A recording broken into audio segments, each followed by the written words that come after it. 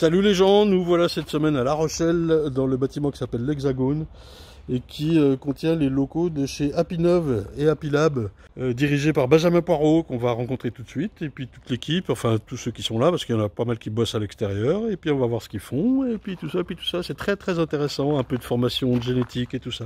C'est parti!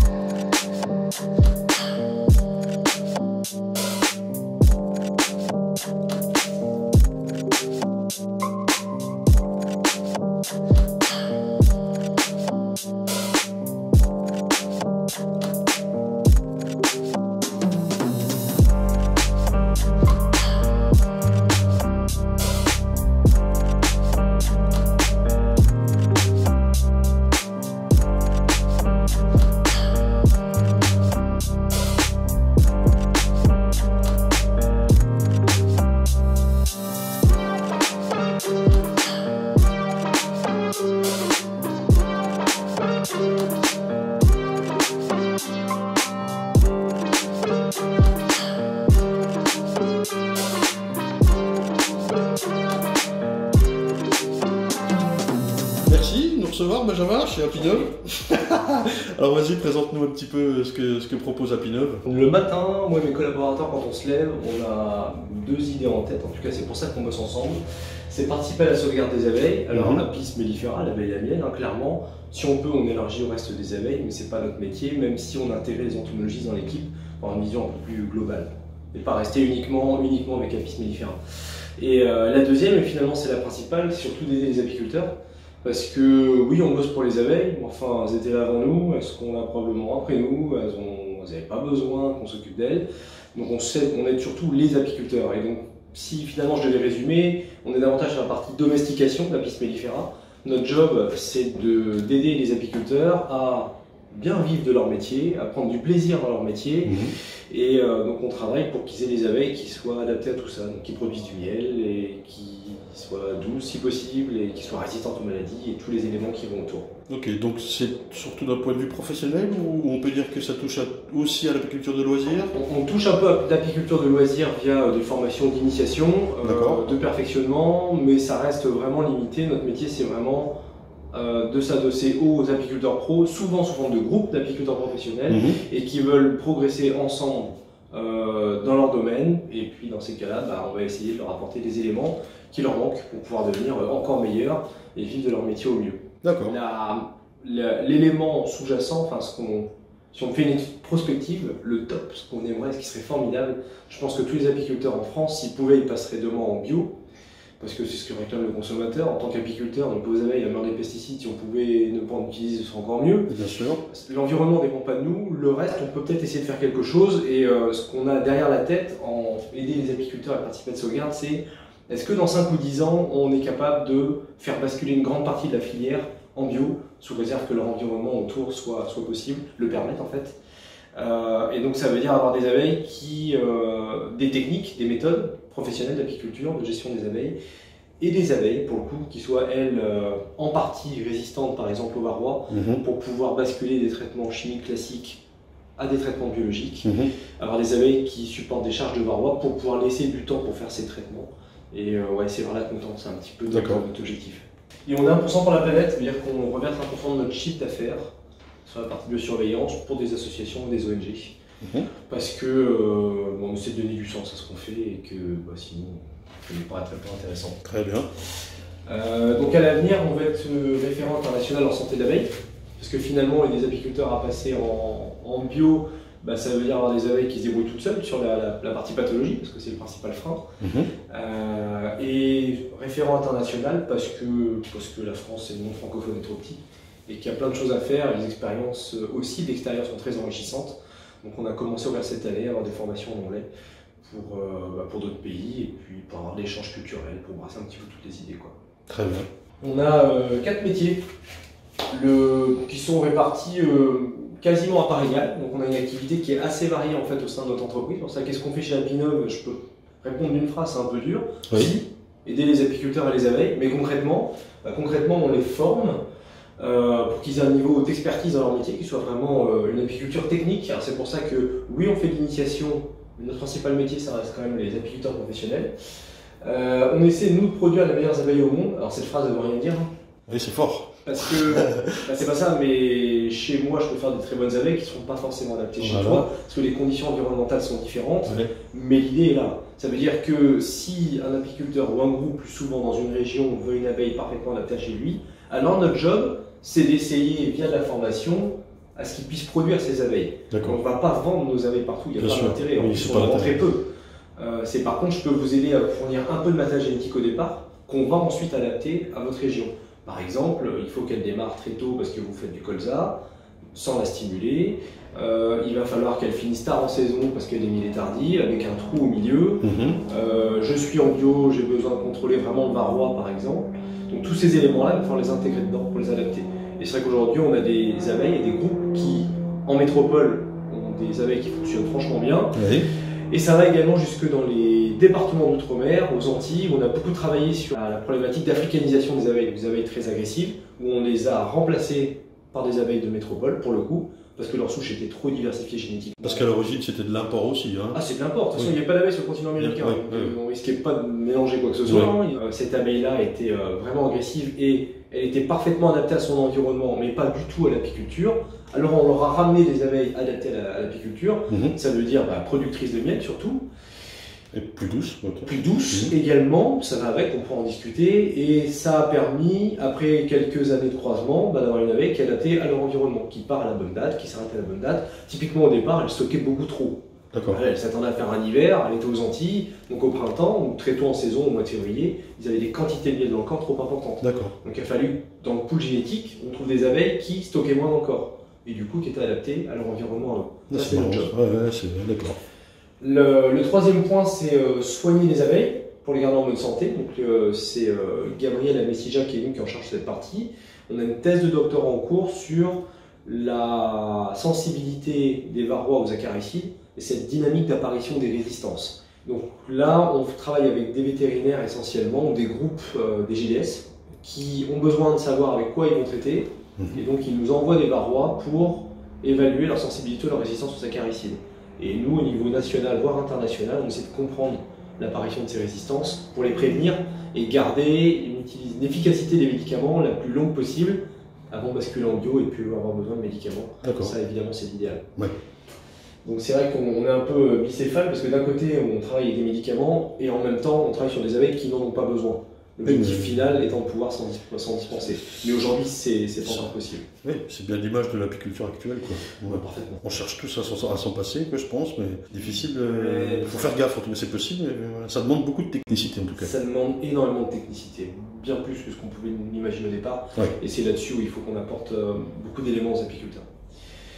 Et le dernier point, c'est, là on travaillait sur les apiculteurs et les abeilles, et le dernier point c'est sur l'environnement, donc ce qui est autour, protéger l'environnement via une marque qui s'appelle Apilab, où là on va évaluer la qualité de l'environnement grâce aux abeilles, et on travaille non plus pour les apiculteurs, mais pour des villes ou des grands comptes industriels qui ont besoin de savoir si leurs activités impactent l'entomofaune de manière générale, est-ce que les insectes sont impactés, et notamment les abeilles. Alors on a développé une norme notamment qui permet de s'assurer de manière scientifique que les abeilles sont en bonne santé ou pas. Et de regarder qu'est-ce qui a pu les impacter. Et chez nous, c'est Priscilla Cochard qui s'en occupe, qui vient d'arriver dans l'équipe et qui a fait une thèse en entomologie au Canada pendant 4 ans. D'accord. En fait, c'est que des doctorants qui travaillent avec toi, avec vous aussi. On a une équipe très scientifique et très technique parce que la société s'est créée à partir de ça. Moi-même, je suis biochimiste de formation, donc on aime la science et la technique. Et donc on s'entoure de gens scientifiques et donc on a du coup 3 docteurs et un doctorant effectivement dans l'équipe. Super. Parce que typiquement ici, c'est que des études scientifiques et on fait beaucoup de travaux de R&D qui sont en fait pour la partie soigner les abeilles. On a énormément de recherches pour lesquelles on est financé pour évaluer l'efficacité de médicaments, la partie nutrition également. Ou pour éviter de mettre des médicaments, on va veiller à ce que les abeilles n'aient pas de carence alimentaire, alors elles sont en meilleure santé, et si elles sont en meilleure santé, elles vont limiter l'apparition des virus, de certaines maladies bactériennes ou autres. Donc on essaie d'avoir une vision globale. D'accord. Mais ça situe le niveau d'Apinov, bravo. Non, mais c'est bien. Mais voilà, globalement, on fait répartir de manière équitable, donc c'est pour ça que c'est très varié comme activité. Vous dire qu'on fait que de la formation, c'est très réducteur par rapport à Effectivement. Je te présente l'équipe aussi vite fait. Ouais. J'en ai un petit peu parlé. Donc on a Elise qui s'occupe de la communication. Ouais. Parce que comme on a différentes marques, bah, on a besoin d'avoir quelqu'un qui gère un petit peu cet ensemble. On a Robin qui lui va travailler dans les ruches, donc il va venir faire les formations avec moi et c'est lui le chef d'exploitation. Parce que j'en ai pas parlé, mais on est avant tout apiculteur. Ah oui, vous avez des ruches. Oui.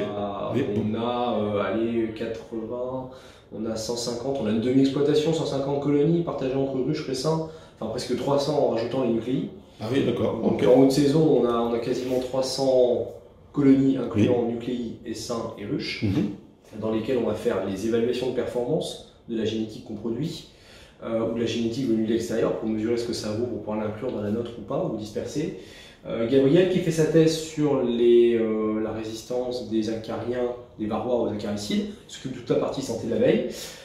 Moi-même qui vais coordonner un petit peu tout et qui vais travailler surtout sur la partie formation et insémination pendant l'été. Et Myriam, mon associée, qui elle s'occupe de l'ensemble et qui va s'assurer que tout se passe bien. La super chef. C'est la super chef. Parfait.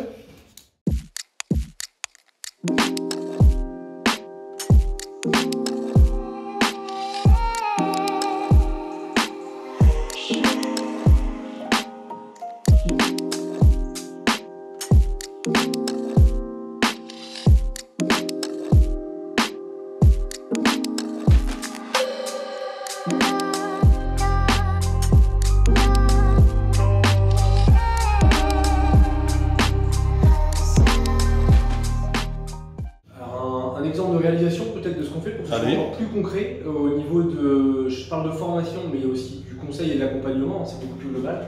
On est, même si ça représente que allez, entre 5 et 10% de notre activité, mais on est assez connu pour la partie insémination. Oui. Donc cette année on va faire environ 1000 reines, donc ce qui est long et beaucoup clairement, avec des succès et malheureusement des fois des échecs, c'est franchement pas facile comme boulot.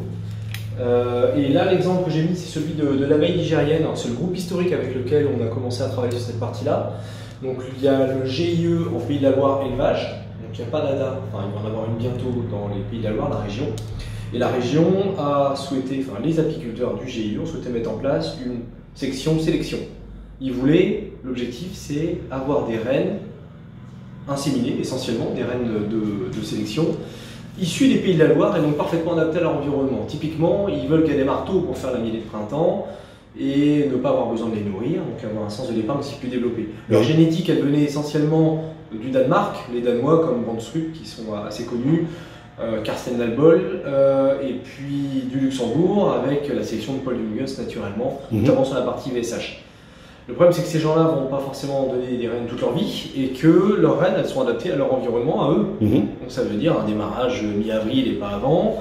Et ils veulent avoir un maximum de couvain dans le corps en saison, alors que nous, on souhaiterait aussi avoir un peu plus de miel pour se garantir un peu plus de sécurité quand on a des printemps comme on a eu là typiquement. Tout à fait. Donc l'idée, c'était de prendre leur génétique, l'adapter aux besoins de la région et pour avoir une autonomie aussi, une indépendance en fait. Alors, non pas qu'on veuille ne plus leur acheter, mais parce qu'il faut aussi être indépendant si demain ils arrêtent, et ce qui va être le cas pour certains très prochainement. Donc là-dessus, il y a eu un appel d'offres et notre groupe, donc Apinov, notre centre d'études et de formation, on a été missionné pour accompagner les apiculteurs dans cette démarche-là. Et donc tous les ans, ça fait 5 ans, on accompagne un groupe de sélection qui aujourd'hui compte 14 personnes, d'apiculteurs pour lesquels on va venir faire une réunion de printemps, on va fixer les objectifs de sélection. Enfin, ça fait longtemps qu'ils sont déterminés et qu'ils correspondent à ce que veulent tous les apiculteurs de France. Je veux faire du miel, je veux pas nourrir, je veux qu'elle soit douce, je veux pas traiter et je veux avoir des réserves suffisantes pour pas être embêté pendant la saison.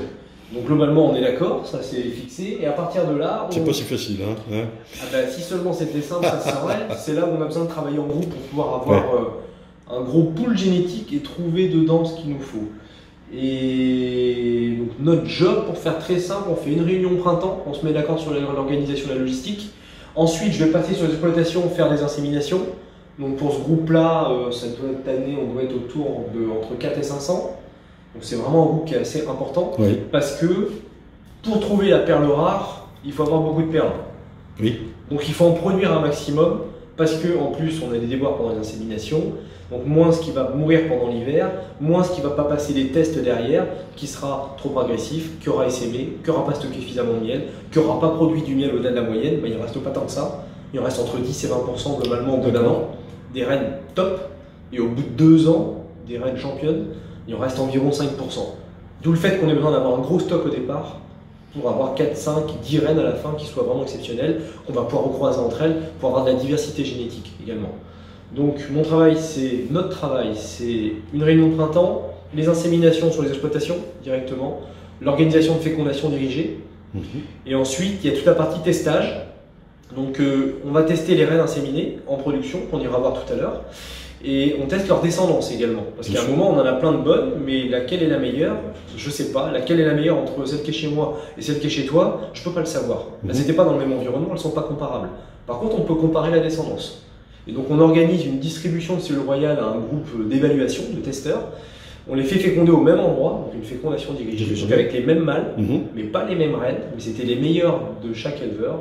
Et ensuite on évalue la descendance. D'accord. Et ça nous permet de retrouver les meilleurs des meilleurs. Sacré boulot. Et ça, ce sera nos lignées paternelles pour les années à suivre. Paternelle, d'accord. Okay. Toujours côté paternel, c'est par le côté paternel qu'on enrichit essentiellement. Ouais. Mais justement, on va essayer d'en parler un petit peu dans la journée, si on peut faire un petit... On prendra un peu de temps sur cette partie-là pour qu'on travaille sur expliquer tout ça. Sélection paternelle. Ouais. Alors, une petite question piège, Benjamin. Qu'est-ce que tu penses... Bon, on va y aller franchement. Qu'est-ce que tu penses des abeilles noires, dont on parle beaucoup en France en ce moment et en Europe, de leur disparition, ou en tout cas, voilà. Et puis de ces conservatoires qui se montent un petit peu à droite, à gauche, et ils ont quand même pas tout à fait tort, je sais pas comment on se place, nous, par rapport à ça, et puis par rapport à l'insémination ou la recherche de la meilleure reine. Ouais. C'est une très très bonne question, sujet polémique. Oui. Désolé. Mais je pense qu'il faut en parler. Il faut la poser et à un moment il faut mettre des mots aussi là-dessus parce que souvent c'est les mots qui nous séparent. Oui. Parce qu'au travers de sélection et conservatoire, il y a une finalité, c'est d'avoir une abeille qui est autonome et qui se débrouille toute seule. Et curieusement, les deux se rejoignent. Oui. Dans notre cas, nous on a participé à la création de conservatoires d'abeilles noires. Donc on a été dans des endroits où on a récupéré des ruches sauvages à gauche à droite. On a fait des analyses ADN, on les a regroupés, on a créé des vrais conservatoires d'abeilles noires en France. Et ça fait partie du travail pour moi qui est obligatoire pour tous ceux qui font la sélection. Pour pas faire comme dans les pommes ou dans d'autres secteurs agricoles où effectivement on n'avait que des espèces domestiquées et les espèces originelles ont disparu. Oui. Et ça c'est pas normal et c'est pas bien et ça n'a pas de sens en plus biologiquement parce que le pool est trop réduit génétique. Oui. Il faut absolument participer à la création de conservatoires. On l'a fait. Et ça devrait se développer d'ailleurs davantage en France. Et d'ailleurs, il y a pas mal d'idées préconçues. Typiquement, les abeilles noires, quand elles sont, j'allais dire pures, c'est une expression qui est très... parce que, enfin, génétique et pure, ça ne veut pas dire grand-chose. Et ces abeilles-là sont, par exemple, certes elles volent, mais elles ne sont pas très agressives. Et c'est vrai. Oui. Et elles ont plein d'intérêts particuliers qu'on retrouve d'ailleurs dans les abeilles buffas, que le frère Adam l'avait bien saisi. Oui. Donc oui, il faut créer des conservatoires. En même temps, un conservatoire, ça porte son nom, c'est un conservatoire. Ça veut dire que c'est pas loin de faire de la sélection. Donc on va pas faire de la sélection d'abeilles noires dans un conservatoire, il faudra les sortir. Oui. Dans un conservatoire, on laisse faire la nature. On laisse faire, voilà. C'est purement darwinien. L'environnement élimine tous ceux qui ne sont pas adaptés. Point. Et dans ce pool génétique, on va pouvoir ensuite éventuellement en domestiquer. Mais à partir du moment dans un conservatoire où elles sont mises dans des ruches avec des caves, elles sont domestiquées. Et si on vient leur piquer leur miel, elles sont domestiquées. Alors est-ce qu'il faut beaucoup domestiquer ou pas ? Finalement, ça veut dire que c'est une question, est-ce que c'est bien ou c'est mal? C'est une question de morale et il n'y a pas de réponse à cette question-là, scientifiquement. Je voudrais rajouter quand même, et ça me paraît important, que le terme conservatoire et diversité génétique ne sont pas compatibles. Si c'est un conservatoire et qu'il n'y a pas d'évolution génétique, alors ça meurt. Oui, alors c'est conservatoire dans l'esprit de garder cette espèce millénaire, quoi. C'est garder la diversité génétique des abeilles qui est adaptée à notre environnement. Ouais, alors je veux bien, on va prendre encore plus de recul. Sachant que l'environnement a été bouleversé aussi. Mais c'est pas bouleversé, c'est bien au-delà. L'abeille noire, c'est une abeille qui est faite pour survivre à des plaques de glaciation, parce que globalement c'est ce qui s'est passé. Elle a été isolée génétiquement, elle est assez pauvre comparée à d'autres espèces, et elle est faite pour vivre, c'était une abeille de forêt. Oui. Une abeille où il y avait très peu de ressources, elle a une capacité de survie qui est incroyable. Oui. L'environnement qu'on a aujourd'hui n'a rien à voir. Alors j'entends bien qu'il faut la conserver, et je suis parfaitement d'accord, mais l'environnement a changé. Et cette pauvre abeille, l'environnement a changé plus vite qu'elle. Est-ce que parce qu'elle est locale, elle doit être plus adaptée que les autres qui sont ramenés? Ah non.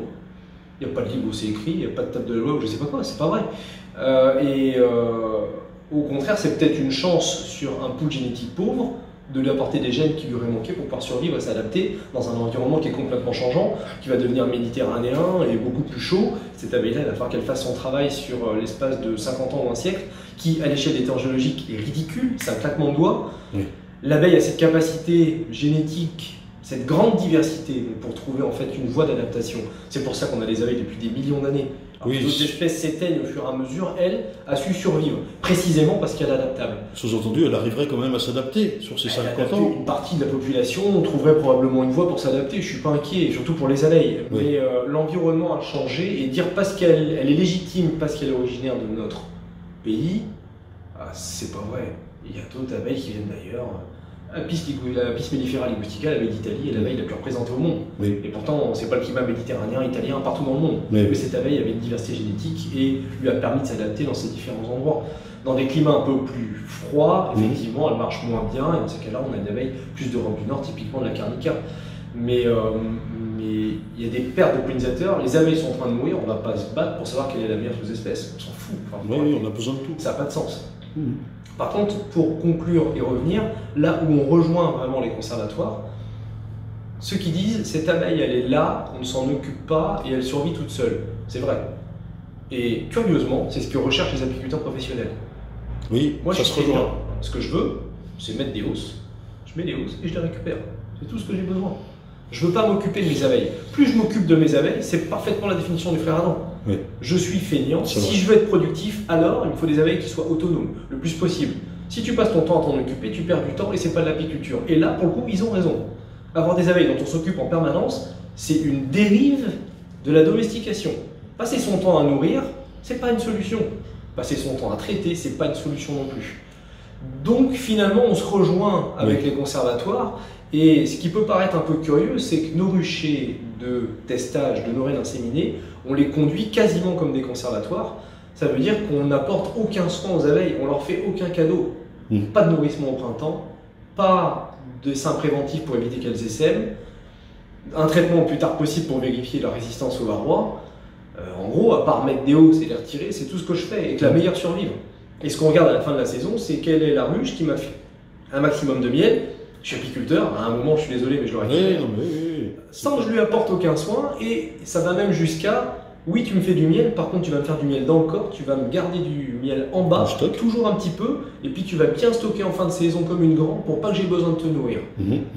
Finalement ça ressemble franchement à une abeille noire de laquelle je ne m'occupe pas du tout. Je vais lui demander juste deux choses en plus, c'est produire plus de miel que ce qu'elle a besoin, parce que je vais récupérer une partie. C'est souvent le cas, si la colonie est forte, elle va amasser ces ressources-là, si les ressources sont disponibles. Si les ressources sont disponibles, il n'y a pas de raison qu'elle ne le fasse pas, et encore qu'il n'y a pas de raison qu'elle ne le fasse pas, c'est pas vrai. On voit ça, nous, de notre œil, dans un environnement en France où il y a quand même un pays vert. Dès qu'on descend sur des latitudes inférieures, on va voir que les abeilles, plus il fait chaud, moins elles ont besoin de stocker, moins elles vont avoir un sens de l'épargne important. Elles vont, typiquement les abeilles africanisées, elles sont capables de produire beaucoup, mais elles vont consommer aussi vite et elles n'ont aucun intérêt à conserver le miel. Donc non, c'est des vrais gènes qui sont je produis vite et fort et je ne consomme pas parce que je sais qu'il va y avoir disette derrière. Soit l'été, période sèche, soit l'hiver en plus, période froide, mais les deux cumulés, il faut qu'elles produisent beaucoup et qu'elles conservent le miel, sinon elles sont mortes. Et les meilleures abeilles viennent des environnements les plus durs. Plus il est dur, plus l'environnement a sélectionné des abeilles à miel. Vu que le climat se réchauffe, elles ont moins besoin de stocker. Les hivers sont plus froids, plus frais. Donc on va avoir des hivers très doux, avec on a plus de rupture de ponte aujourd'hui, donc elles surconsomment davantage et l'abeille s'adapte. On a une partie des gènes qui étaient produits beaucoup parce que sinon tu vas mourir, qui vont être dilués et qu'on ne va pas retrouver. Donc là notre job c'est de les garder. Et la deuxième chose que je demande aux abeilles, c'est de la douceur. La douceur pour trois raisons. Alors, je sais qu'il y a débat aussi. La première, c'est pour une raison de productivité, parce que je vais beaucoup plus vite au rucher quand je passe pas mon temps à en fumer. Parce que j'ai mes deux mains libres et que ça me permet de faire des manipulations plus simplement. La deuxième, et c'est peut-être la principale, c'est pour ma santé, parce qu'en n'utilisant pas ou peu d'enfumoir, moi ça m'évite d'être malade, et elle est assez importante. Et la troisième, on en a entendu tristement parler dans l'actualité, c'est pour les autres, parce que quand les gens se font attaquer, ça reste des abeilles, ça pique, et il y a des morts, c'est régulier. Je fais attention aux autres, donc je prends des abeilles qui sont extrêmement douces. Donc pour ces trois raisons-là, on sélectionne des abeilles douces, voire très très douces. Donc globalement, finalement, nos abeilles qu'on sélectionne, je me fous éperdument de savoir d'où elles viennent. Qu'elle soit noire ou de la couleur qu'elle veut, ça m'apporte peu. Par contre, je veux qu'elle soit complètement autonome dans son environnement, ce qui correspond au conservatoire, et qu'elle fasse quand même beaucoup de miel pour que je le récupère, le surplus, et qu'elle soit douce, ce qui n'est pas forcément une nécessité dans l'environnement d'un point de vue darwiniste. Ouais. Ok, merci. Je t'en prie.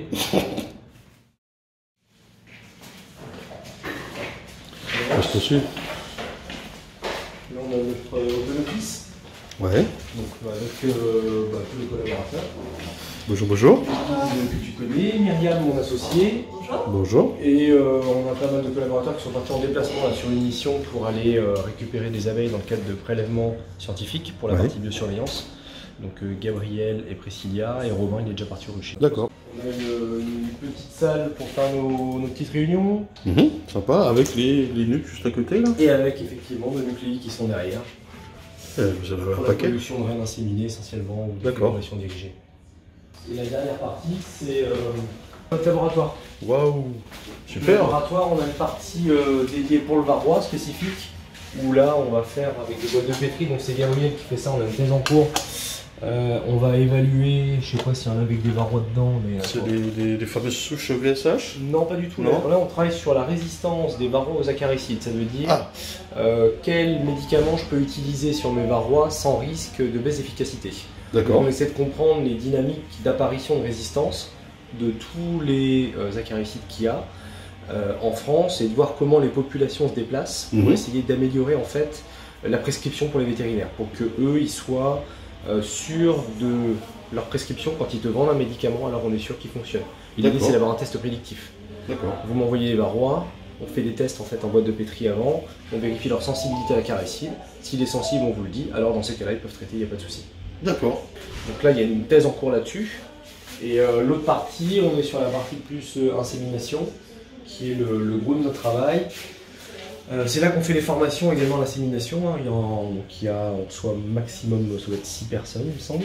Et donc on a tout notre matériel qui est là. Tout est mis à disposition, les nucléi donc avec les reines vierges, les mâles sont à volonté. Et là j'ai quelques reines là, qui attendent pour insémination.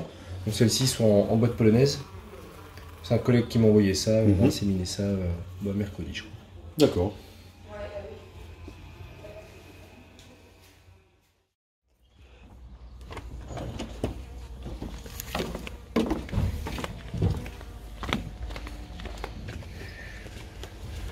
Alors là c'est la partie... Alors là on est sur la partie nucléi. Ouais, ça c'était un panneau des banques à mâles qu'on avait fait. La première de fécondation dirigée sur la pointe de l'aiguillon. Oui, le 31 mai 2019. Alors là on a quelques nucléi de reines inséminées qu'on avait nous produits durant l'année, qui vont bientôt basculer sur des souches. On a quelques reines, ce sont des reines inséminées avec un mâle pour la partie sélection PSH. Et on a aussi d'autres nucléi qui vont partir pour la fécondation dirigée là, du 25 juillet. D'accord. C'est des copains qui les ont déposés et j'irai les emmener directement. D'accord. On va avoir aussi une banque à mâles. Pour les inséminations tardives, on en a une dernière qui tourne. D'accord. Donc avec assez classiquement à l'ombre, une hausse vide en bas, la grille à reine et les mâles qui sont claustrés dans cette partie-là. Pourquoi une housse vide en bas? Pour mettre de l'air entre les deux et pour éviter que les mâles viennent tous se mettre sur le bord de la grille à reine pour essayer de sortir. C'est pour pouvoir mettre un espace entre les deux et limiter leur incitation à aller dehors. L'idée est vraiment qu'ils naissent dedans, ils ne peuvent pas sortir.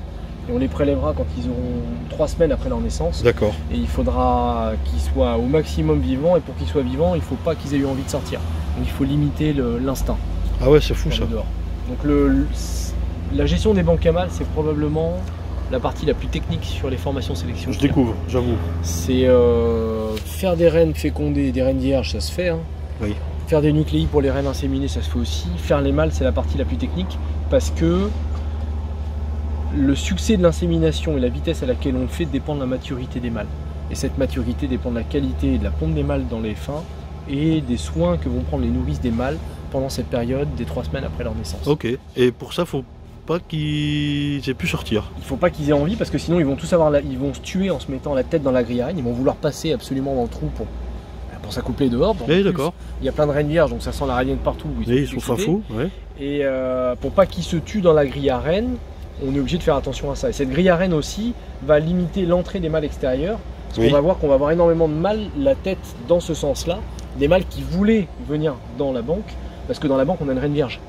Oui, d'accord. Et la reine vierge sert à maintenir la population d'abeilles dans un état de soin pour les mâles. Oui, d'accord. Si on aimerait me féconder, elles prennent pas soin des mâles. Est-ce que tu fais gaffe à la nourriture aussi spécialement pour ça? C'est plus que essentiel. On travaille énormément. D'ailleurs, on a des recherches à la partie nutrition pour les mâles. Oui. Les mâles consomment, je crois que c'est 40 fois plus de pollen que les abeilles. Ah oui. Parce qu'ils font de la viande. Il leur faut des protéines, des muscles pour pouvoir voler très fort. Et donc, on a cette année fait des protocoles sur des banques qui sont supplémentées. Donc, on rajoute en fait des acides aminés essentiels. D'accord. On travaille avec du Vitafine Nutri, donc c'est une marque de complément alimentaire. D'accord. Et on a remarqué qu'on avait, c'était 30 ou 40% de plus de mâles à maturité sexuelle dans la banque, comparé à un sirop standard sur lequel on n'a rien rajouté. Et on a également plus de semences. On a fait des tests l'année dernière, c'était autour de 20% en plus. Ah oui, d'accord. Donc ça change vraiment tout la partie nutrition. D'accord, d'accord. Et si on va faire un petit tour sur des banques, donc on a typiquement les nucléi inséminés avec un mâle se présentent comme ça. Donc là c'est la P912, P comme Primorsky, donc c'est le nom de sa grand-mère il y a très très longtemps. 900 c'est l'année, 12 c'est le numéro de la reine, ça c'est le numéro de sa mère, donc la P760, donc une reine de 2017. Fécondée par des V612, V comme VSH et 612 c'est des mâles qui viennent de chez Just Gut, enfin plutôt Paul Jungels qui a fait celle-ci. SDI, ok parce qu'elle pond, Single Drone Insemination, inséminée par un seul mâle, ça pond et elle a été infestée il n'y a pas longtemps. Donc du coup notre travail ensuite ça va être exactement ce que fait notre collègue dans le bureau, c'est-à-dire vérifier dans les nymphes aux yeux pourpres si elles sont infestées ou pas et de regarder le taux de varroa non fécondé. Ce taux de varroa, pas non fécondé, non reproducteur, pardon, ce pourcentage de varroa non reproducteur, c'est le pourcentage de VSH en fait. Donc on va récupérer du coup un 4 de couvain au bon stade. Alors le coup des nymphes aux yeux pourpres, c'est parce que c'est à ce stade-là? C'est en fait avant ça, au stade jeune nymphe, c'est là où les abeilles vont désoperculer et l'enlever. Et donc on est obligé de regarder à ce moment-là. Donc là d'ailleurs c'est très disparate le couvain, je ne sais pas si vous voyez. Oui. Ce qui est plutôt bon signe pour nous. Ça veut dire qu'elle nettoie ici une alvéole. Ça veut dire qu'elle nettoie abondamment et avec un peu de bol. Bah là on a la reine qui est inséminée avec un mâle, SDI. Donc elle reste, ces reines elles restent en nucléi. Hein. On les enlève jamais. On fait que les infester une fois, deux fois pour vérifier vraiment leur capacité à résister au varroa. Et ensuite on greffe dessus, on fait des F1 et on prend sur les mâles du coup de la semence VSH. D'accord. Alors sa mère à elle a fait beaucoup de miel, était douce, etc. Donc on peut considérer que pendant une génération, je ne vais pas être en capacité d'évaluer les autres critères de performance. Production, douceur, non-essaimage et tout le reste. Mais juste pendant une génération, on fait qu'avec un mâle. On sélectionne celle qui est très fortement VSH et ensuite on réintègre dans le pool pour avoir des abeilles qui ont tous les critères qu'on voulait, plus la résistance au varroa. Mais pour évaluer la résistance au varroa sur des ruches en production fécondée avec plein de mâles, c'est très compliqué parce que pas du tout reproductible. Alors, pas du tout reproductible. Ça veut dire que si je vais, c'est génétique ça. C'est génétique, ouais. Si on va tout à l'heure, on va dans le rucher. On va aller voir des ruches avec plein de hausses. Oui. Elles sont douces, elles sont formidables, c'est très bien. Mais si dedans je regarde le taux de varroa, par exemple dans le couvain, si je refais la même mesure 15 jours après, il va varier et ça pourrait être beaucoup moins bien ou beaucoup plus. Les mesures VSH qu'on fait, donc le taux de varroa non reproducteur dans le couvain, elles sont très variables sur des ruches multidrones, fécondées par plusieurs mâles, parce que quand la reine pond un œuf d'une abeille, il va y avoir un spermatozoïde de un mâle ou un autre, et il sera porteur ou pas du gène VSH, et donc les abeilles auront oui ou non le caractère VSH, et ça varie dans le temps. On sait qu'on a des espèces de cohortes d'abeilles. Donc je peux très bien avoir un comportement VSH à un moment, parce que j'ai les bons gènes, c'était les bons mâles, et que l'environnement en plus favorisait l'expression de ces gènes-là, et je repasse le mois d'après, c'est plus les mêmes abeilles, et l'environnement est différent, et je vais plus avoir l'expression, et je vais avoir une valeur qui va être plutôt normale. Ok. Alors tu parles de cohorte d'abeilles et tout ça. Est-ce qu'on peut faire un petit point sur la génétique là, sur un tableau blanc où tu nous expliques ça? Possible? Oui. Allez, un petit cours pour nous expliquer Ça va bien se passer. L'incompréhensible. Non. Non, ça va être super simple. L'idée c'est de... Mais pourquoi on s'obstine à contrôler les fécondations? par insémination, et c'est pas naturel, et c'est chiant, et c'est dur, on a des résultats qui sont des fois compliqués. Ou faire des fécondations dirigées par exemple, c'est pour ça justement j'en ai parlé tout à l'heure, où on organise des sites où on sature en mâles des environnements, au lieu de, on donne aussi des reines, mais il y a des endroits où on vous dit non mais le top c'est quand même de faire féconder parce qu'on vous ramène. Pourquoi s'embêter à contrôler les fécondations? Oui. C'est qu'on a l'habitude, on est apiculteur, la base c'est je m'occupe de mes abeilles, et puis je fais des essaims, puis à un moment je commence à prendre ma meilleure ruche et à greffer dessus. Oui. Et je multiplie la meilleure de mes colonies, comme le ferait l'environnement, où elle autorise à la reproduction uniquement ceux qui ont résisté aux différentes problématiques environnementales. Mais finalement, le côté paternel, il est plus qu'intéressant, il est davantage durable. Si je prends une reine Buckfast, je vous envoie la meilleure reine du monde. Par meilleure reine, c'est la reine adaptée à votre méthode d'apiculture et à votre environnement. Je marque Buckfast, mais ça peut être une abeille noire, une cécropia, que vous voulez, je m'en fous éperdument. C'est l'abeille qui correspond à vos besoins. Elle est chez vous, c'est peut-être déjà ce que vous avez dans votre jardin. Et puis vous allez greffer dessus, vous allez faire une fille.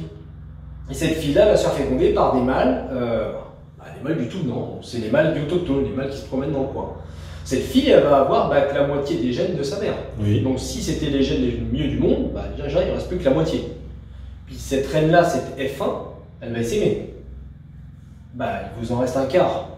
Et puis au bout de 3 fécondations naturelles, juste 3 fécondations naturelles, on va avoir environ 12% des gènes qu'il y avait avant.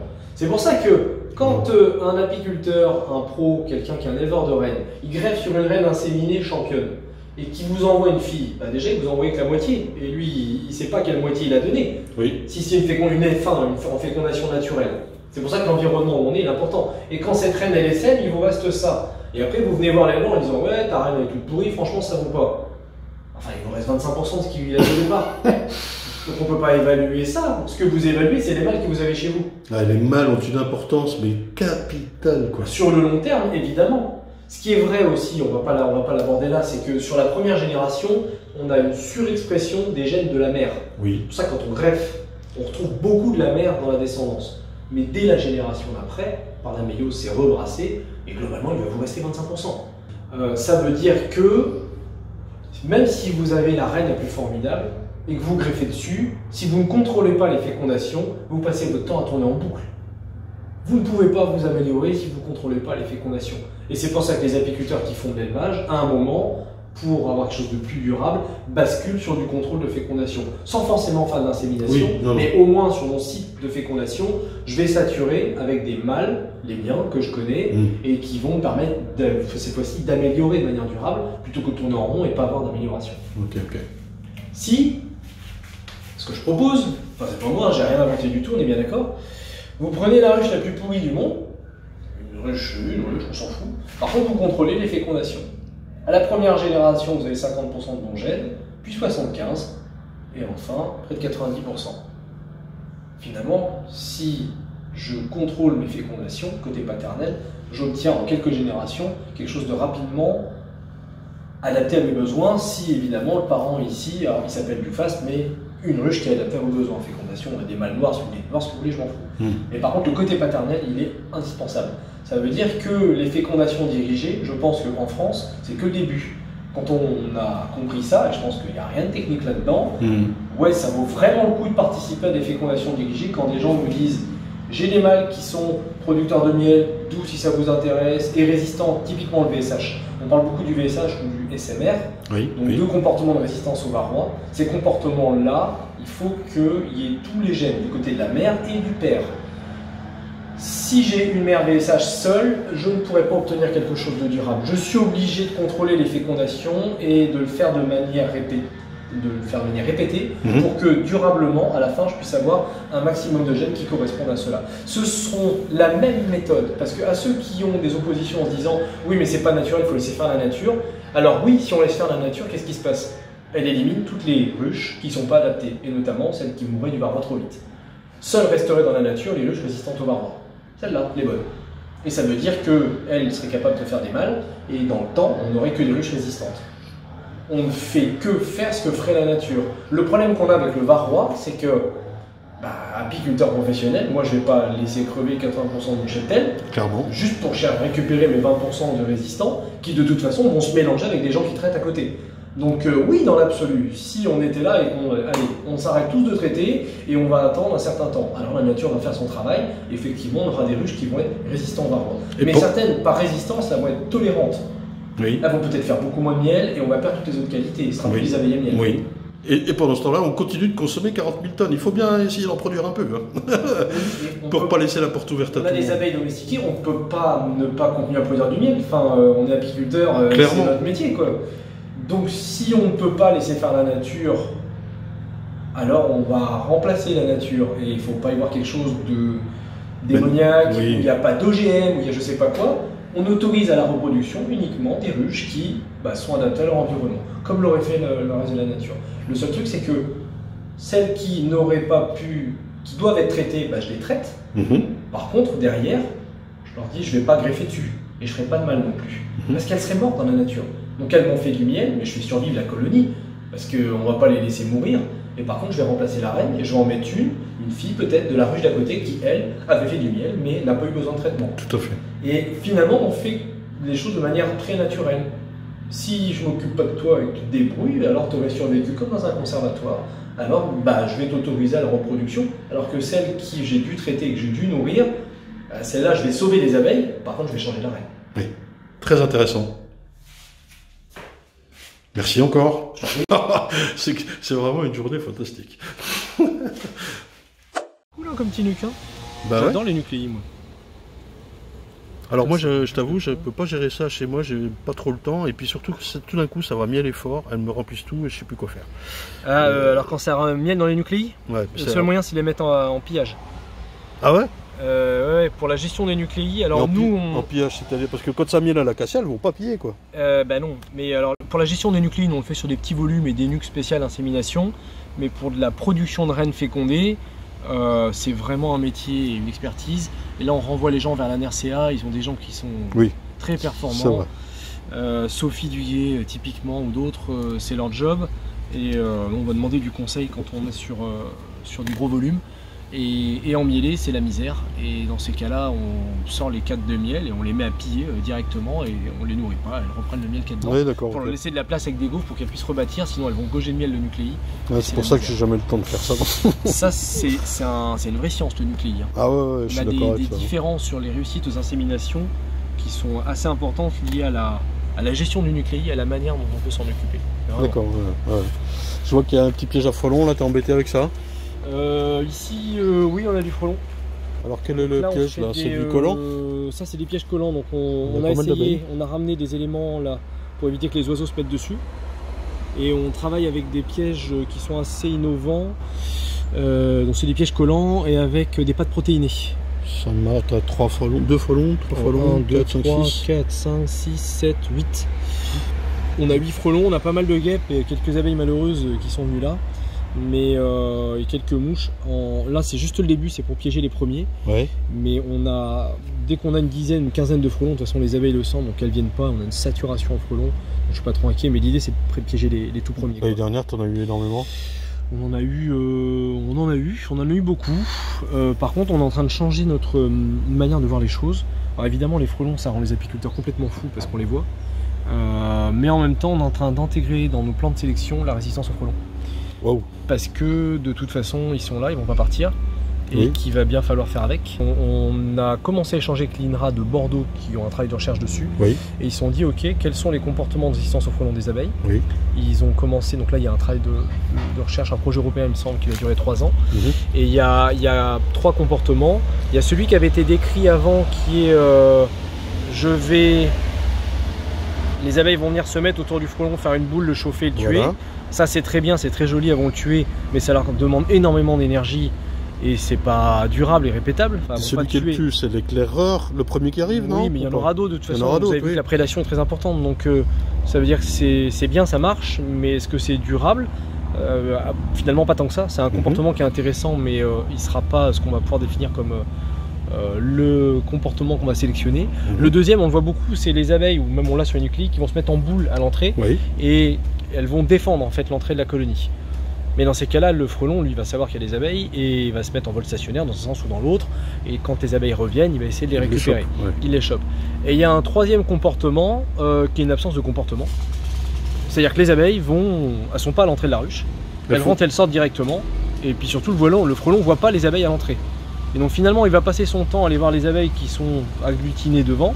Mais les ruches où il n'y a pas d'abeilles à l'entrée, il ne va pas forcément faire du vol stationnaire, les embêter. S'il veut rentrer dedans, naturellement, elles vont défendre, mais elles ne vont pas avoir ce comportement de défense à l'extérieur. Donc elles vont moins mettre d'énergie à défendre la colonie, plus à aller butiner, rapporter des ressources. Et quand on sait que en septembre ou octobre, c'est le pollen pour les abeilles d'hiver qui vont avoir besoin de vitellogénine pour assurer derrière le printemps, ça va être lié à la durabilité des abeilles, c'est essentiel, cette saison-là, elle est charnière.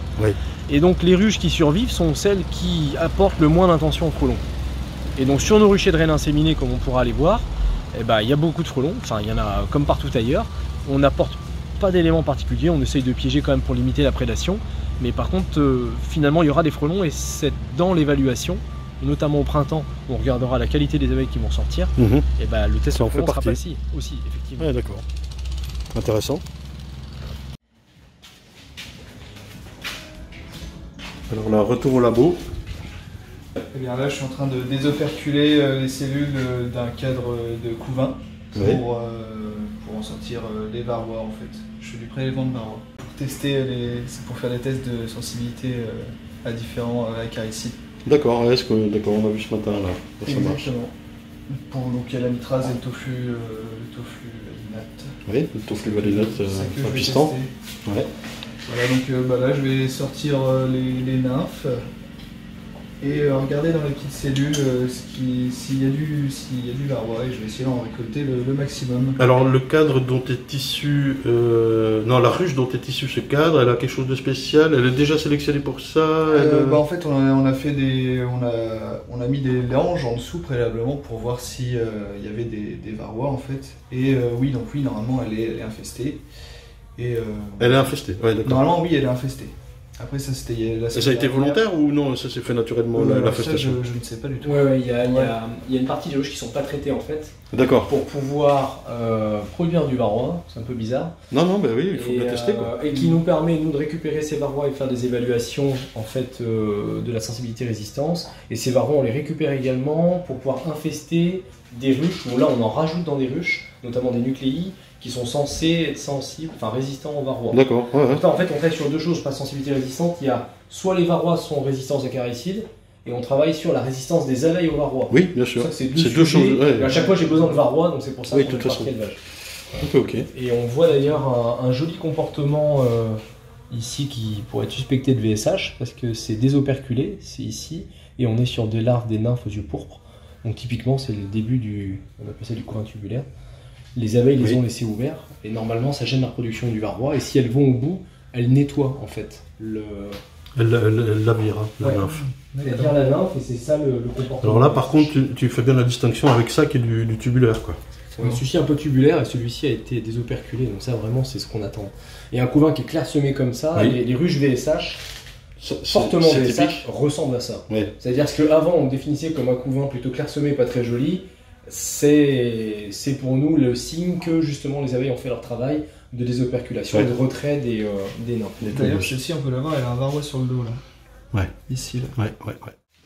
Alors ça, c'est un travail qui demande des heures et des heures pour pouvoir collecter tous les varrois. Le problème qu'on a nous aujourd'hui sur cet élément-là, c'est qu'il faut qu'on ait suffisamment de varrois pour faire des tests. Et ça veut dire qu'il faut que le seuil d'infestation soit assez haut. Parce que si j'ai pas de varrois, je peux pas évaluer. Mais en même temps, quand j'en ai, il va falloir que je traite. Donc ça veut dire qu'on a un délai qui est très court entre j'ai suffisamment de varrois pour faire l'évaluation et pour choisir quel type de médicament je vais faire derrière. Donc le jeu là c'est d'arriver à réduire le temps au maximum et trouver des marqueurs génétiques dans un deuxième temps qui permettrait juste avec quelques varrois de savoir quel type de médicament on peut utiliser. Mais si je fais ça, si j'ai que quelques varrois, la question sous-jacente c'est mais est-ce que tous les varrois dans la ruche sont pareils? Ou est-ce qu'il y a différentes populations de varrois à l'intérieur du même rucher? Est-ce que si tu me donnes des varrois d'une ruche, tu as plus infesté, est-ce qu'ils sont représentatifs des varrois qu'il y a dans le reste du rucher, qui permettrait d'avoir une vision prédictive?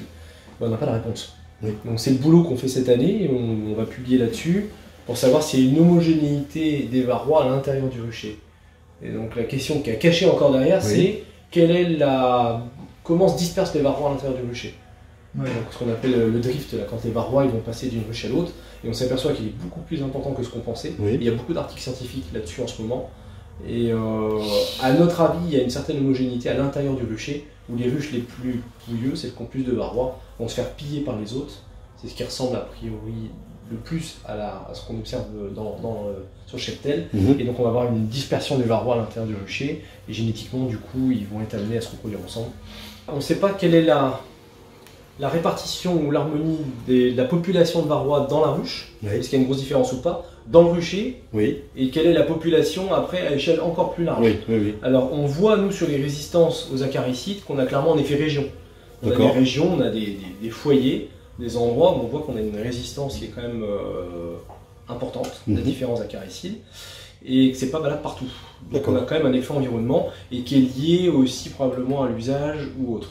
Par contre, on a remarqué aussi chez ces mêmes apiculteurs qu'on avait des différences sur les ruchers sédentaires et ceux qui étaient transhumants. Parce que quand on part sur du transhumant et qu'on va, je sais pas, sur du... Mélange tout.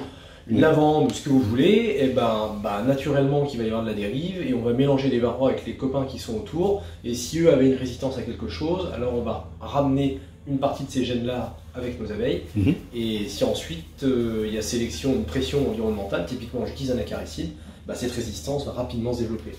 Et en même temps, cette résistance peut disparaître si on n'utilise pas cet acaricide, parce que les gènes ne sont pas sélectionnés. Donc, allez, une petite dernière, on essaie de faire des trucs qui font un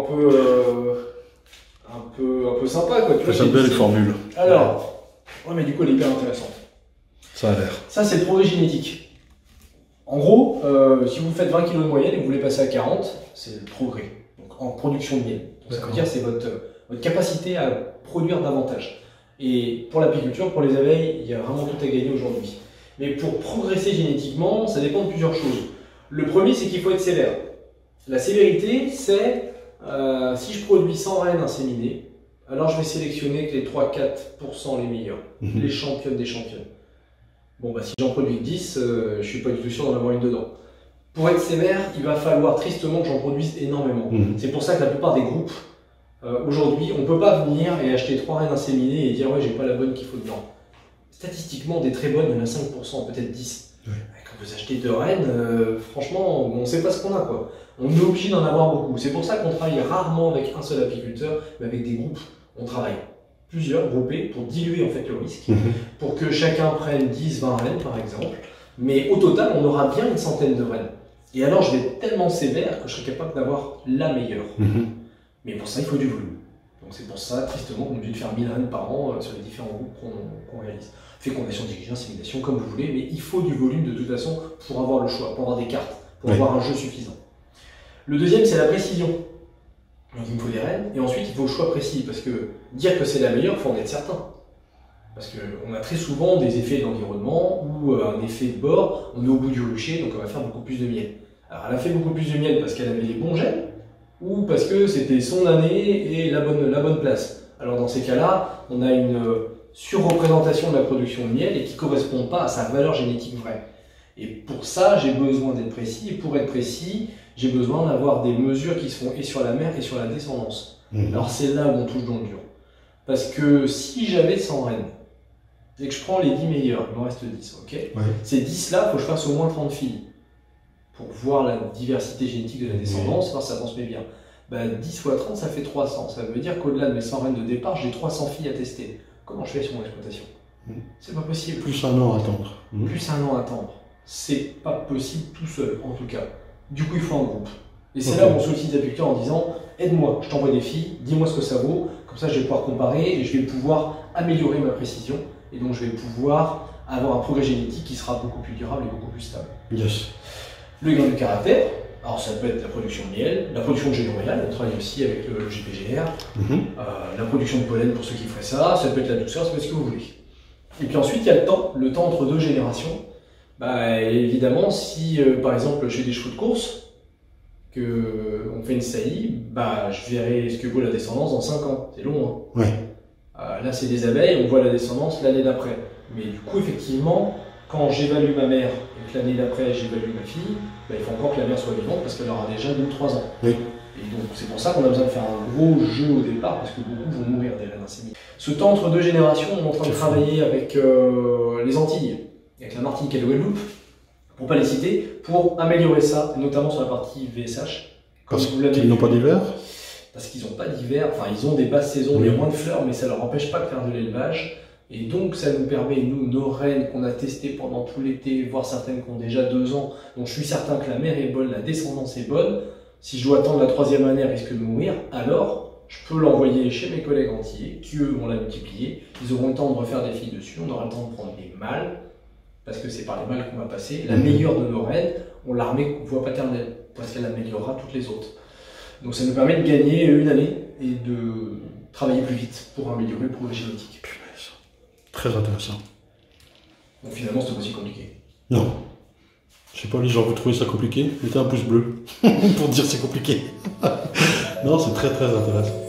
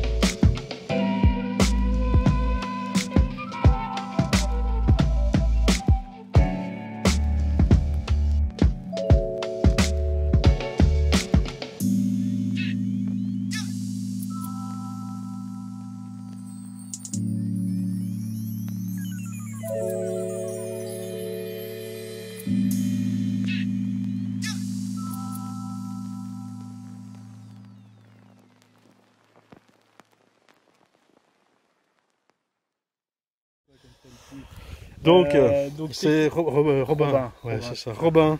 Nous voilà vers les ruches. Explique-nous un petit peu ce qui se passe ici. Alors nous sur la société en fait on fait beaucoup de production de génétique, donc de rennes inséminées pour être plus clair, ou de rennes fécondées dirigées sur île ou sur presqu'île. Ouais. Tu veux que je me mette un nom? Non, c'est le vent. Je regarde si je peux boucher l'arrivée de vent, mais je sais pas d'où il vient. Non, donc beaucoup de production de génétique, donc de la reine inséminée, de la reine fécondée dirigée sur île ou sur presqu'île. Donc tout issu de nos souches et du souche du groupe de testage avec lequel on travaille, donc Pays de la Loire. Au milieu de l'été, on fait tous les changements de rennes et on a introduit une 60aine de rennes inséminées à peu près, toutes dans nos colonies. Okay. Et le reste, donc une 30aine de colonies en plus, qui sont des F1, qui vont nous servir à faire les mâles pour l'année suivante. D'accord. Voilà. Ok. Donc c'est des ruches qu'on conduit de manière tout à fait normale en production, et c'est comme ça qu'on fait le testage. Donc le testage, il consiste en quoi? C'est d'abord la production, on compte le nombre de hausses globalement, enfin on est un peu plus précis que ça, mais c'est l'idée. Ensuite on vient tester l'essaimage. Alors en fait on ne le teste pas, c'est ça essaime ou ça essaime pas. Okay. On arrive à un tel niveau de stabilité où en fait on se retrouve avec du 4 à 5% d'essaimage à peu près, et beaucoup de remérage naturel qui ne sont pas de l'essaimage, c'est juste un remérage. D'accord, mais sans aucune intervention? Sans aucune intervention. Pas de cellulage, pas de cellulage. Après on a une méthode de conduite des ruches qui est aussi qui va à l'encontre de l'essaimage, puisqu'on réduit les ruches à l'hivernage sur 6 cadres. Okay. Elles sont hivernées sur 6 cadres. Et puis vous les montez progressivement. Et on les monte progressivement 4 par cadre, jusqu'à ce qu'elles tombent à 9-10 cadres fin juin. Et ensuite on tape un essaim au moment où on change les rennes fin juillet. Elles sont pas à 10 cadres avant fin juin? Si, globalement elles sont elles arrivent à pleine puissance fin juin, quoi. Donc on a mis le dernier cadre début juin, mi-juin, quoi. Ok, d'accord. Ça dépend des mielés. En grosso modo en fait on leur met un cadre à chaque fois qu'on rajoute une autre. Par contre mielé, vous avez du colza ici? Ouais, on a du colza dans le coin. tout est sédentaire. D'accord. Donc on ne bouge pas les caisses parce qu'on n'a pas le temps. Ouais, donc il y a nos mielés, c'est colza. On fait du tout de fleurs en juin qui se résume à de la ronce, de l'acacia quand il y en a, voilà. Tilleul, beaucoup de tilleul puisqu'on est en périurbain.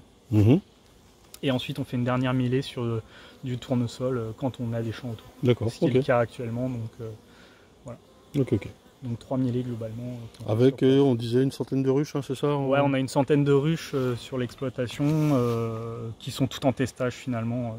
Ok, Voilà, ok. on est là. Et donc là, c'est période de récolte en ce moment? Ouais, donc là on fait les périodes de récolte et on fait surtout les périodes de testage. Donc on mesure le volume de miel qui est produit par chacune des ruches et qui permet de le comparer à la moyenne du rucher et de savoir un peu les performances de chaque ruche.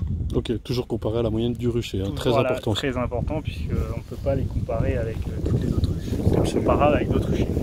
Pourquoi, tout de suite je remarque, pourquoi certaines ont le plateau blanc Aquilux dedans, là, c'est des comptages? On fait des comptages Là-bas de aussi, je vois. chute de varroa. Ouais, ok. Voilà, donc ça rentre dans le cadre de la thèse de ma collègue qui Oui, travaille d'accord. sur cette partie-là.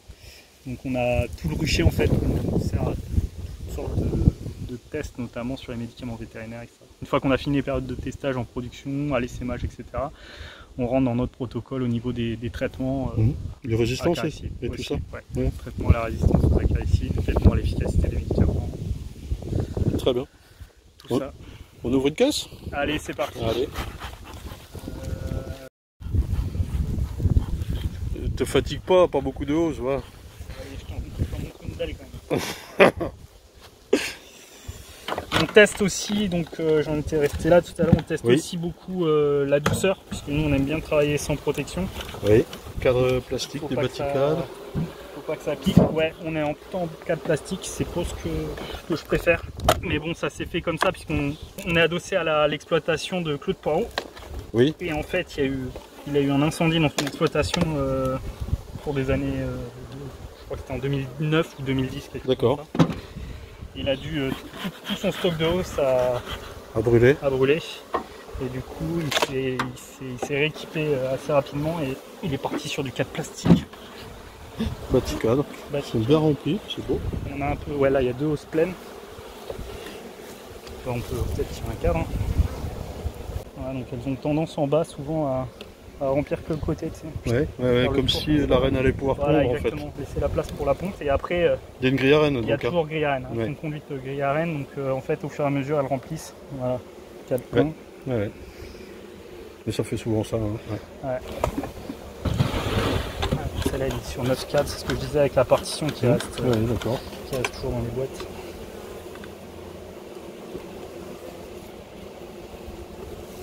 C'est vrai que c'est doux. Ouais, c'est très doux. Voilà, Impeccable. un peu de pollen.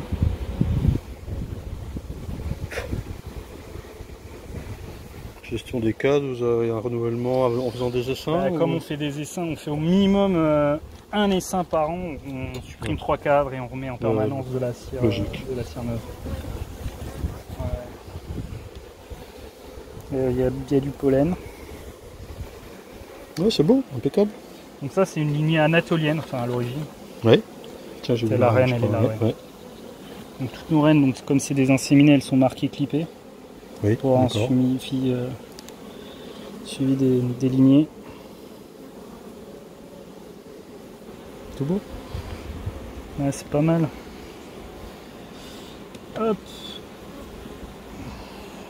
On arrive en bordure de cours. On a vu qu'il y a eu rupture de ponte avec la mielée là, il y a quelques temps, là, donc ça reprend la ponte là. Oui. Puis la chaleur aide pas non plus là. Ça aide pas non plus.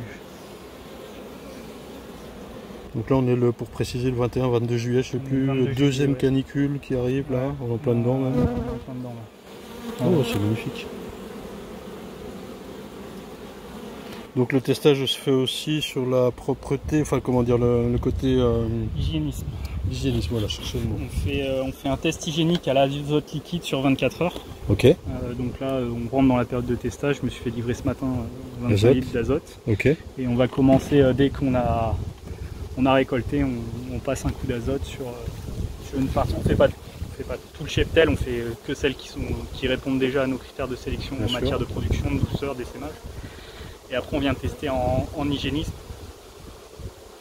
Et ensuite on fait donc le test des médicaments nous permet aussi d'avoir un contrôle sur le varroa, c'est-à-dire sur le volume total de varroa qu'on a en fin de saison. Et du coup ça nous permet de faire un premier tri en tolérance à varroa. Ok. Voilà. Et on fait des tests vraiment plus spécifiques en SMR ou en VSH sur des inséminés avec un seul mâle. En one drone, parce qu'on s'est aperçu, et on n'est pas tout seul à s'en être aperçu, c'est qu'on a peu ou pas de répétabilité de ces tests-là sur des colonies qui sont multi-drones. Oui. Comme c'est le cas sur celle-là. Donc on est obligé de faire un deuxième pan du plan de sélection, en fait, plus sur la partie SMR, VSH, sur des one drones pour avoir quelque chose de pertinent. Qu'on vient recroiser par les mâles après et qu'on introduit dans notre plan de sélection par les mâles. Super, merci pour cette explication et cette ouverture, c'est chouette. Moi je suis en tongs les gars, je suis devant une ruche en tongs, voilà. En short et t-shirt et voilà, tout bien. Et là on a des beaux cotes de miel aussi, hein, je remarque. Ouais, là sur la deuxième hausse, elles ont tendance à les remplir beaucoup mieux. C'est très très très beau. Que j'aurais envie de prendre un bain de miel. Impec, c'est super ça je trouve. Vous êtes obligé de beaucoup nourrir? Non, je pense pas. Les ruches en testage, on les nourrit pas. Ouais. À part justement vraiment, pour voir. Vraiment, si on est en période de famine et c'est soit ça, soit elle meurt, on va la nourrir bien sûr. Ouais. Mais pas de nourrissage au printemps pour les stimuler. Oui. Et ensuite, vraiment un rectificatif pour l'hivernage. Donc juste avant l'hivernage, on passe, on voit si elles ont suffisamment ou pas et on complète si besoin. C'est tout ce qu'on fait au niveau du nourrissage. Pas de nourrissage en saison. À part catastrophe, ça, voilà.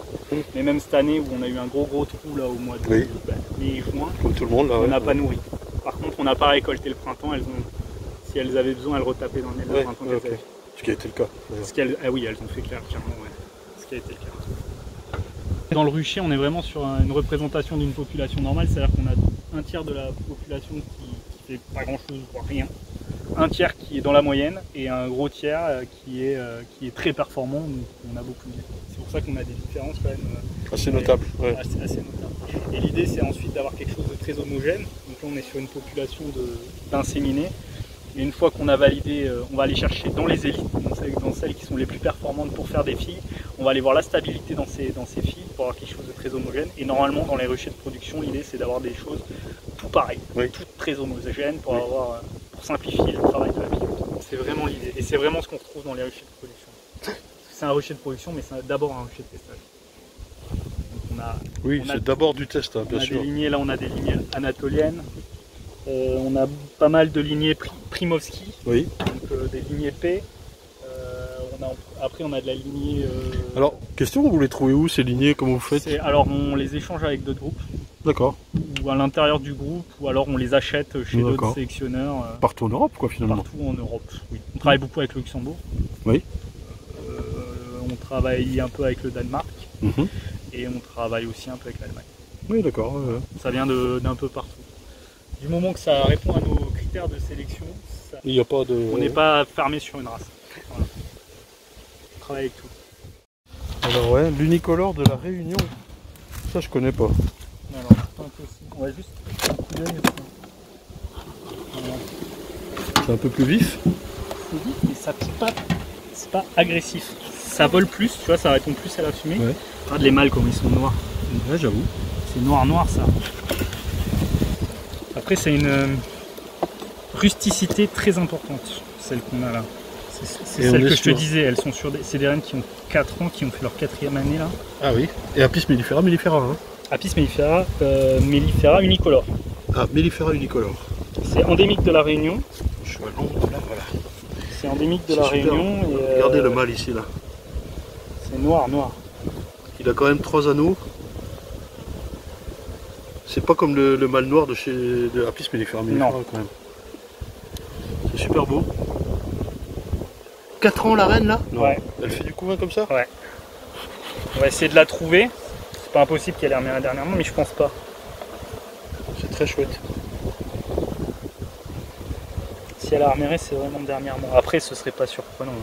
Oui. Au moment où il faut que ça s'arrête. Tiens, là, de l'autre côté. Et voilà, elle est marquée blanche.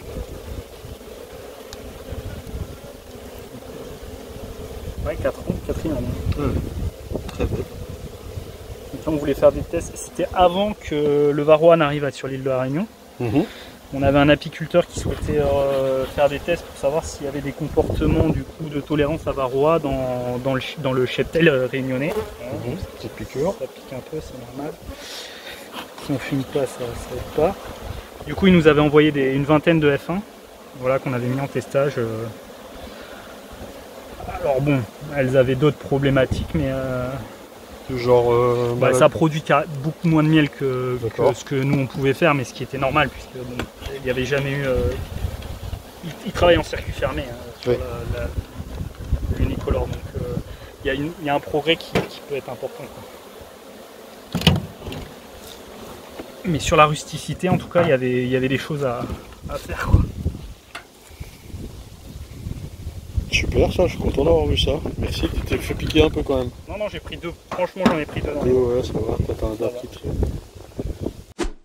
Allez, et une petite finalité, c'est les références d'Abinov, justement, à l'international, je découvre.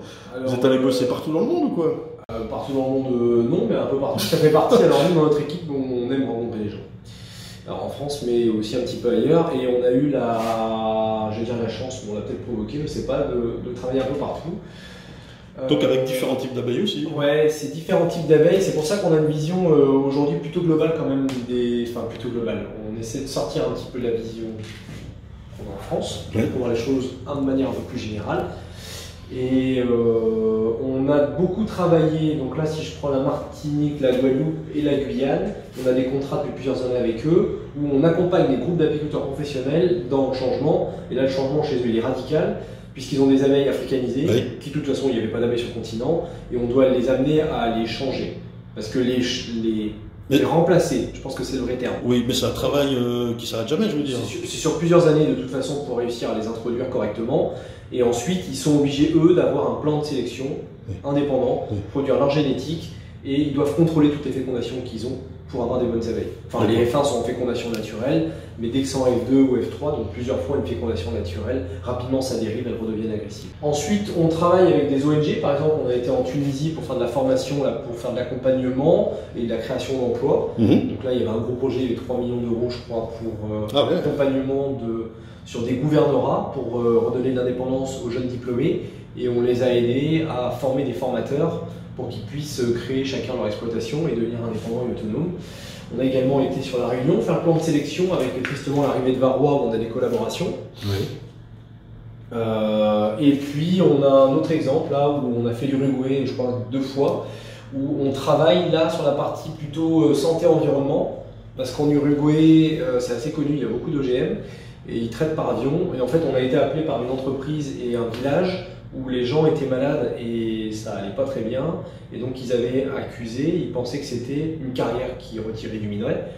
Enfin, c'est du calcaire, hein, comme la poussière de calcaire, c'est pas exceptionnel, on en a chez nous et c'est pas toxique. Les gens étaient malades, et donc via un réseau de ruches sentinelles qu'il y avait autour, on a pu évaluer l'état de santé des abeilles. Alors, à nos yeux et par rapport aux analyses qu'on a, qui sont indépendantes, il n'y avait pas de problème particulier lié aux poussières. Par contre, on a trouvé des quantités de pesticides assez incroyables, et les abeilles là-bas mouraient des pesticides et pas des poussières de calcaire. Et je pense que les gens du coup, dans le village avaient beaucoup plus de problèmes liés aux pesticides qu'à l'extraction, au camion qui passait avec du minerai. Et ça a pu servir de preuve ou... Ça a servi d'élément, c'est-à-dire que de toute façon on est dans un contexte très conflictuel, où puis ça part vite là-bas, ça chauffe. Donc entre des villages qui sont malades, qui ne comprennent pas pourquoi, qui accusent ce qu'ils peuvent voir de leurs yeux, c'est-à-dire une carrière, des camions qui passent et qui repartent avec du calcaire, alors que le problème il venait des avions et qui traitaient par voie aérienne à côté.